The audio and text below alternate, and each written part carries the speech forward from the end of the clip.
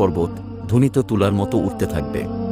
অতঃপর শুরু হবে এক নতুন জীবন, সেই জীবনের নাম আখিরাত। সবাইকে এই দুনিয়ার সকল কাজকর্মের হিসাব দিতে হবে। কে যাবে জান্নাতে, কে যাবে জাহান্নামে।